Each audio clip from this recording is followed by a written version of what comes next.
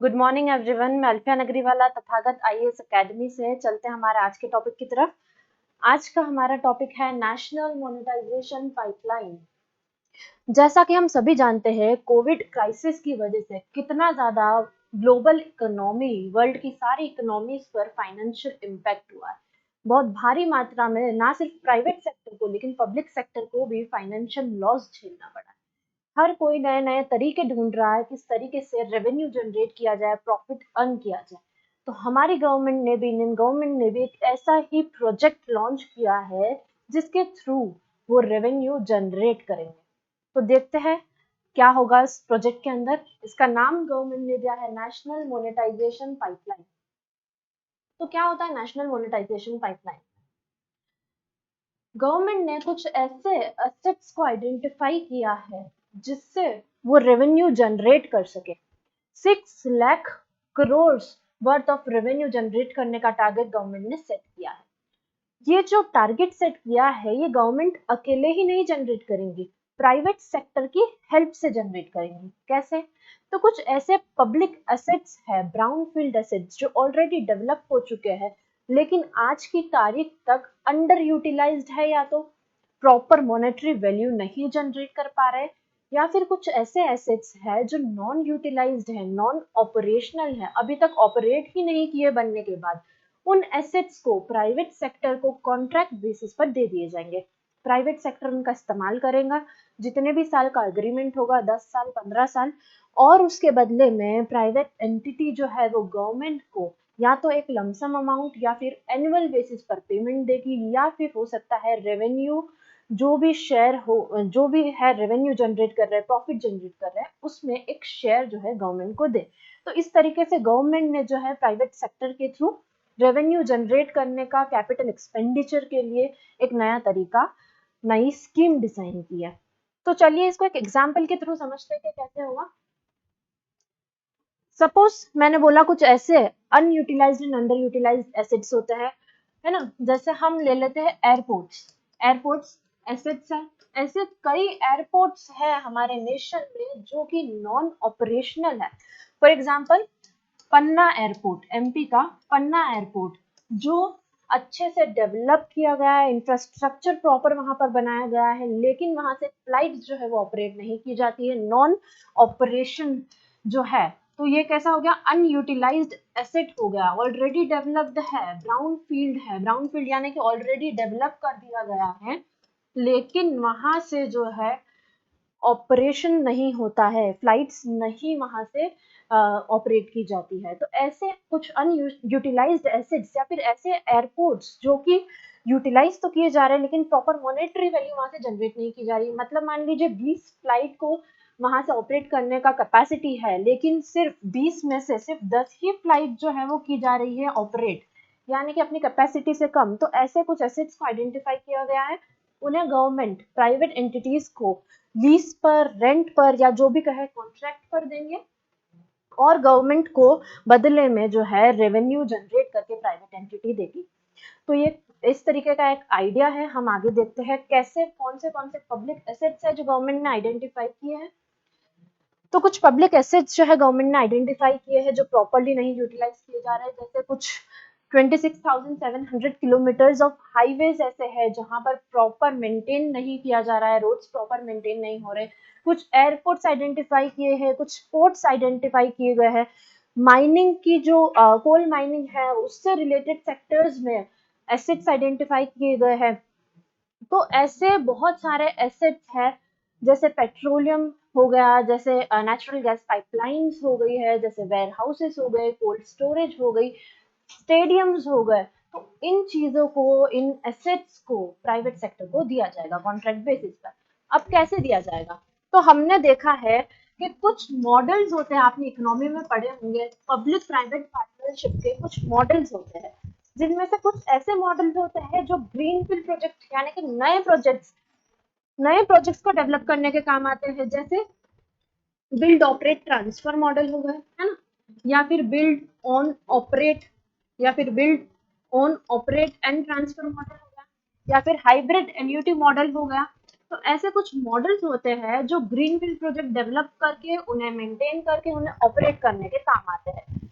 ये हम मतलब बहुत सी जगह आपने देखा होगा नेशनल हाईवेज को इसी तरीके से ऑपरेट किया जाता है। ऐसे ही ब्राउन फील्ड प्रोजेक्ट्स को मेंटेन करने के लिए भी कुछ मॉडल्स होते हैं, जैसे कि operate, maintain and transfer model हो गया। जैसे आपने बहुत ही कॉमन मॉडल है टोल ऑपरेट ट्रांसफर मॉडल, आपने सुने ही होंगे। ऐसे कई सारे मॉडल्स होते हैं जो ब्राउन फील्ड प्रोजेक्ट के लिए भी काम आते हैं। तो इन मॉडल को यूज करके गवर्नमेंट बिडिंग प्रोसेस के लिए एप्लीकेशन जो है देंगी। गवर्नमेंट जो है बोलेगी प्राइवेट सेक्टर को अप्लाई करने के लिए, प्राइवेट सेक्टर अप्लाई करेंगे, जिसके भी जो वैल्यू है, जो भी जितना ज्यादा अट्रैक्टिव होगा जो प्रोजेक्ट का वैल्यू है, उनको वो दिया जाएगा, प्रोजेक्ट अलॉट किया जाएगा। तो जितने भी साल होंगे, जितने सालों के लिए दिया जाएगा, प्राइवेट सेक्टर उनको ऑपरेट करेगा और बदले में एक लमसम अमाउंट जो है गवर्नमेंट वहां से अर्न करेगी। ठीक है। अब अगर हम देखें तो ऑब्जेक्टिव्स इस स्कीम के क्या होंगे।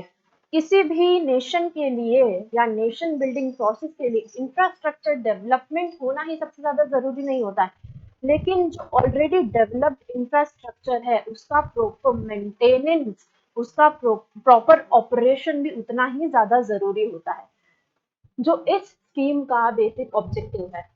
जो अनयूटिलाइज्ड एसेट्स है, जो अंडर यूटिलाइज्ड एसेट्स है, उनको प्रॉपरली ऑपरेट किया जाए, मेंटेन किया जाए, ताकि बेटर सर्विसेज जो है प्रोवाइड की जा सके। सर्विसेज चाहे प्राइवेट सेक्टर दे या पब्लिक सेक्टर, लेकिन बेटर सर्विसेज जो है प्रोवाइड की जा सकेगी स्कीम की मदद से, जो अंडर यूटिलाइज्ड एसेट्स है उनका यूज करके। सेकेंड इंपॉर्टेंट चीज जो यहाँ पर हमको देखने को मिलेगी, जो भी जनरेट होगा, रेवेन्यू जो भी जनरेट हो रहा है स्कीम के माध्यम से, वो नेशनल इंफ्रास्ट्रक्चर पाइपलाइन प्रोजेक्ट 2019 में जो लॉन्च किया गया था गवर्नमेंट ने, इंफ्रास्ट्रक्चर क्रिएट करने के लिए एक गवर्नमेंट ने प्रोजेक्ट लॉन्च किया था जिसका नाम है नेशनल इंफ्रास्ट्रक्चर पाइपलाइन 2019-2025 तक के लिए। उसको फाइनेंस करने के लिए जो है उस रेवेन्यू का यूज करेगी। जो भी रेवेन्यू यहाँ से जनरेट होगा वो कहाँ जाएगा, कहाँ किस प्रोजेक्ट को फंडिंग करेगा, याद रखिएगा नेशनल इंफ्रास्ट्रक्चर पाइपलाइन को फंडिंग करेगा। तो इस तरीके से यहाँ ऑब्जेक्टिव सेट किया गया है। अब अगर हम आगे बात करें तो विपक्ष का जो बोलना है या बहुत से लोगों का ऐसा बोलना है, जो यहाँ पर एक बात निकल कर आ रही है कि भारत की सरकार ने भारत को बेचने का प्लान बना दिया है। तो क्या ऐसा कुछ है? आप लोगों का क्या व्यू पॉइंट है, कमेंट करके जरूर बताइएगा, हम इसको फर्दर समझने की कोशिश करते हैं। तो बहुत से ऐसे एसेट्स जो है आइडेंटिफाई किए हमने, देखा रोड्स, रेलवेज हो गए, रेलवे स्टेशन हो गए, ट्रेन हो गई, एयरपोर्ट्स हो गए, पोर्ट्स हो गए, माइनिंग सेक्टर हो गया, स्टेडियम हो गया। तो बहुत सारे एसेट्स गवर्नमेंट ने आइडेंटिफाई किए हैं और उससे एस्टिमेटेड सभी से कितना रेवेन्यू जनरेट होगा वो भी गवर्नमेंट ने बताया है। जैसे कि रोड से 1 करोड़ 60 लाख रुपीस का जो है रेवेन्यू जनरेट करने का टारगेट गवर्नमेंट ने सेट किया है। तो ये जो टारगेट सेट किया है, क्या इसका मतलब ये है कि प्राइवेट सेक्टर को जो है वो बेच दिया है इतना पैसे लेके? नहीं, साफ साफ गवर्नमेंट ने यहाँ पर एक बात यहाँ पर की गई है कि जो राइट्स दिए गए हैं वो ओनरशिप राइट्स नहीं हैं। जो प्राइवेट सेक्टर को दिए जाएंगे वो ओनरशिप राइट नहीं होंगे, सिर्फ और सिर्फ रेवेन्यू जनरेशन का राइट दिया जाएगा, ओनरशिप राइट्स नहीं दिए जाएंगे। सिर्फ उनको रेवेन्यू जनरेट करने का राइट दिया जाएगा, प्रॉफिट अर्न करने का राइट दिया जाएगा कुछ साल तक के लिए, ना कि ओनरशिप राइट। तो इसका मतलब गवर्नमेंट बेच नहीं रही है इन एसेट्स को, पब्लिक एसेट्स को। गवर्नमेंट सिर्फ और सिर्फ लीज पर देंगे प्राइवेट सेक्टर को। दूसरी चीज अगर हम यहाँ पर देखें तो बहुत सारे एसेट्स आइडेंटिफाई किए हमने, देखी उसकी वैल्यू भी यहाँ पर हमने देखी। तो ये जो एसेट्स है गवर्नमेंट ने बोला है, हम इसकी एक्चुअल प्राइस को ना देखें, हम उसके वॉल्यूम पर ना जाए, हम उसके वैल्यू पर जाए, है ना। फॉर एग्जांपल हम समझते हैं कि एयरपोर्ट्स, तो ऐसे बहुत सारे एयरपोर्ट्स है ना, इंडिया के अंदर बहुत सारे एयरपोर्ट्स होंगे, लेकिन गवर्नमेंट ने तो कुछ ही एयरपोर्ट्स जो है आइडेंटिफाई किए हैं, है ना। तो जो एयरपोर्ट्स आइडेंटिफाई किए गए हैं देने के लिए, वो तो सिर्फ और सिर्फ 5% भी नहीं है एक्चुअल एयरपोर्ट्स के। अगर हम उसको परसेंटेज टर्म्स में देखें तो उसकी जो वैल्यू है वो सिर्फ और सिर्फ 5% है। और एयरपोर्ट्स तो हमारे यहाँ बहुत सारे हैं, तो इस तरीके से अगर हम कंपेयर करके देखें तो ये कंक्लूड हम कर सकते हैं कि भले ही गवर्नमेंट ने प्राइवेट सेक्टर को इंक्लूड किया है, लेकिन एक बड़ी अमाउंट जो है, अभी भी एक बड़ा जो परसेंटेज रहेगा वो पब्लिक सेक्टर ही मेंटेन करेगा। 95% हम देखेंगे यहाँ पर, तो वो पब्लिक सेक्टर ही उसे मेंटेन करेगा। सिर्फ 5% जो है वो हम प्राइवेट सेक्टर को देंगे। वैसे ही अगर हम रोड्स में देखें, है ना, हाईवेज हमने देखे 26,700 किलोमीटर के हाईवे जो है प्राइवेट सेक्टर को दिए जाएंगे। तो अगर हम पूरा नेशनल हाईवे से कंपेयर करें तो करीबन 1.5 लाख किलोमीटर का नेशनल हाईवे हमारे यहाँ पर है। तो अगर हम उससे कंसिडर करें तो सिर्फ 27 के लगभग 25-27% ऑफ रोड्स जो है हमने प्राइवेट सेक्टर को ऑपरेट करने के लिए दिए है ना। और वो भी एक कुछ टाइम पीरियड के बाद जो प्राइवेट सेक्टर है वो वापस रिटर्न कर देगा पब्लिक सेक्टर को। तो अभी भी अगर हम देखें तो एक भारी मात्रा में जितनी भी सर्विसेज है वो पब्लिक सेक्टर ही मेंटेन करेगा। तो ये गवर्नमेंट का बोलना है। वैल्यू पर ना जाए, उसकी वॉल्यूम पर ना जाए, परसेंटेज बेसिस पे हम उसे देखें कोरिलेट करके। तो अगर इस तरीके से हम देखेंगे तो हमें समझ में आएगा कि अभी भी पब्लिक सेक्टर के हाथ में ही सारी चीजें रहेंगी। साथ ही साथ दूसरी इंपॉर्टेंट चीज जो हमने देखी कि इससे जो भी रेवेन्यू जनरेट होगा वो कहाँ पर यूटिलाइज होगा, नेशनल इंफ्रास्ट्रक्चर पाइपलाइन में यूटिलाइज होगा। उसके थ्रू गवर्नमेंट क्या करेगी, नए ग्रीनफील्ड प्रोजेक्ट्स को डेवलप करेंगी। तो जब नए ग्रीनफील्ड प्रोजेक्ट्स को डेवलप किया जाएगा तो वो भी तो पब्लिक सेक्टर में ही काउंट होंगे आगे चलकर। तो इस तरीके से जो बैलेंस है पब्लिक सेक्टर और प्राइवेट सेक्टर का वो कहीं ना कहीं पर मेंटेन रहेगा। और कुछ टाइम पीरियड के बाद वैसे भी सारी चीजें गवर्नमेंट को वापस कर दी जाएंगी, सारे एसेट्स। और गवर्नमेंट साथ ही साथ ये भी इंश्योर करेगी कि जो यूज हो रहा है पब्लिक एसेट्स का वो प्रॉपर हो, मिसमैनेजमेंट ना हो, मिस यूटिलाइजेशन ना हो। ये भी गवर्नमेंट जो है इंश्योर करेगी, ऐसा गवर्नमेंट का बोलना है। तो अगर हम देखें तो बहुत ही जो है एक बड़ी स्कीम गवर्नमेंट लेकर आई है। बहुत ही भारी अमाउंट में जो है इन्वेस्टमेंट गवर्नमेंट को रेवेन्यू जनरेट करने का गवर्नमेंट ने एक आइडिया यहाँ पर लेकर आए हैं। लेकिन कहीं ना कहीं चैलेंजेस भी बहुत सारे हैं। अगर हम देखें तो चैलेंजेस कैसे, जैसे हम समझते हैं, पहला हमने देखा कि कैसे गवर्नमेंट जनरेट करेगी, है ना, रेवेन्यू कैसे जनरेट करेगी, एसेट्स को मोनेटाइज करके। तो अगर एसेट्स को मोनेटाइज किया जा रहा है तो पहले तो हमको एसेट्स ही आइडेंटिफाई करने पड़ेंगे कि कौन से एसेट्स है जो हम दे सकते हैं प्राइवेट सेक्टर को ऑपरेट करने के लिए, कौन से नहीं है। सारी रिस्क जो है गवर्नमेंट को जितने भी एसेट से रिलेटेड है वो सब आइडेंटिफाई करना पड़ेगा, सारी रिस्क हटानी पड़ेगी और उसके बाद जो है आप प्राइवेट सेक्टर को वो ऑपरेट करने के लिए लेंगे। ये पहला चैलेंज।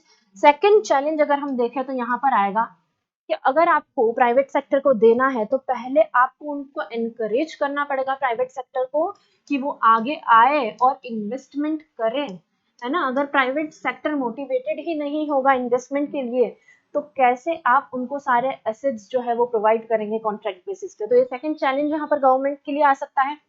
तीसरा चैलेंज अगर हम यहाँ पर देखें तो वो है डिस्प्यूट रिजोल्यूशन का। डिस्प्यूट्स कैसे, अब मान लीजिए सरकार ने जो है बिडिंग के थ्रू दिया, प्राइवेट सेक्टर को अलॉट किए प्रोजेक्ट्स। अब मान लीजिए कल से कोई बोलता है कि गवर्नमेंट ने ट्रांसपेरेंसी ही नहीं रखी है बिडिंग प्रोसेस में, है ना, गवर्नमेंट ने जो है किसी को फेवर किया है, किसी पर्टिकुलर कंपनी को, प्राइवेट एंटिटी को फेवर किया है, ट्रांसपेरेंसी नहीं है प्रोसेस में। या फिर कंप्लेन्स आए कि जो प्राइवेट एंटिटी है वो प्रॉपरली नहीं मैनेज कर रही है, पब्लिक एसेट्स का मिस मैनेजमेंट कर रही है या प्रॉपरली यूटिलाइज नहीं कर रही है, कुछ गलत उपयोग कर रही है। तो इससे रिलेटेड डिस्प्यूट्स हो सकते हैं। तो इन सभी डिस्प्यूट्स को कौन रिड्रेस करेगा, इन सभी ग्रीवियंसेस को कौन सुनेगा, तो इसके लिए एक proper dispute resolution mechanism develop करना एक बहुत ही बड़ा अपने आप में चैलेंज गवर्नमेंट के लिए है। साथ ही साथ एक हम और इम्पोर्टेंट पॉइंट अगर यहाँ देखें कि इम्पोर्टेंट और चैलेंज यहाँ पर देखें तो वो हो सकता है कि बैलेंस कैसे मेंटेन किया जाएगा प्राइवेट सेक्टर और पब्लिक सेक्टर के बीच में। जो हमने पहले भी देखा कि अगर हम पब्लिक एसेट्स को प्राइवेट सेक्टर को रन करने के लिए देंगे, प्राइवेट सेक्टर का मेजर टारगेट होता है, हम सभी जैसे जानते हैं, प्राइवेट सेक्टर का मेजर टारगेट है प्रॉफिट को अर्न करना। और प्रॉफिट को अर्न करने के लिए वो हमें पता है कुछ भी कर सकते हैं। तो कहीं ऐसा ना हो कि एक मेजर पब्लिक को यहाँ पर नुकसान उठाना पड़े। जैसे कि हमने ट्रेन ऑपरेट करने के लिए दिया, मान लीजिए प्राइवेट सेक्टर के जो फेयर रेट्स है वो बहुत ज्यादा उन्होंने हाई सेट किए, तो एक जो मेजर पॉपुलेशन जो ट्रेन से ट्रेवल करती है, जो जिनकी इनकम इतनी ज्यादा नहीं है, लोअर इनकम है जिनकी, उनको कितना ज्यादा नुकसान होगा, कैसे वो वहां पर जो है ट्रेवल करेंगे, कंसेशन क्या रहेंगे। तो वो सारी चीजों से रिलेटेड पूरा बैलेंस जो है कि यहाँ पर मेंटेन करना पड़ेगा पब्लिक सेक्टर और प्राइवेट सेक्टर के बीच में। तो कहीं पर कहीं ना कहीं ये भी एक बहुत ही बड़ा मेजर चैलेंज है अपने आप में। लेकिन ये बात भी है कि अगर इन सभी चैलेंजेस को गवर्नमेंट प्रॉपरली ओवरकम करे, इन सभी चैलेंजेस को अगर सही ढंग से निपटाना गवर्नमेंट जो है वो निपटाए, इन्हें ओवरकम करे, तो एक बहुत ही अच्छी स्कीम है ये, जिसके थ्रू गवर्नमेंट एक बहुत बड़ा अमाउंट जो है अर्न कर सकती है, फर्दर इन्वेस्टमेंट कर सकती है दूसरे प्रोजेक्ट में। साथ ही साथ हम ये भी देख सकते हैं कि कैपिटल एक्सपेंडिचर जो हर नेशन के लिए, नेशन के डेवलपमेंट के लिए इम्पोर्टेंट होता है, तो इस कैपिटल एक्सपेंडिचर के लिए गवर्नमेंट यहाँ से प्रॉफिट जनरेट कर सकती है, और इस कैपिटल एक्सपेंडिचर में यूटिलाइज करके बहुत से हो सकता है आगे चलकर जॉब्स अपॉर्चुनिटीज डेवलप हो। अगर प्रॉपर स्कीम को इम्प्लीमेंट किया जाएगा तो जॉब अपॉर्चुनिटीज डेवलप करने के साथ साथ आपको एफिशिएंट सर्विसेज भी प्रोवाइड की जाएगी। तो कहीं पर चैलेंजेस है, लेकिन अगर इन चैलेंजेस को प्रॉपरली हैंडल किए जाए तो नो डाउट बहुत ही अच्छी स्कीम गवर्नमेंट लेकर आई है। आशा करती हूँ आपको पूरी स्कीम समझ में आई होगी, क्या प्लान है गवर्नमेंट का समझ आया होगा। हम मिलेंगे अपने नेक्स्ट टॉपिक में, नेक्स्ट वीडियो में अगले टॉपिक के साथ। Till then take care.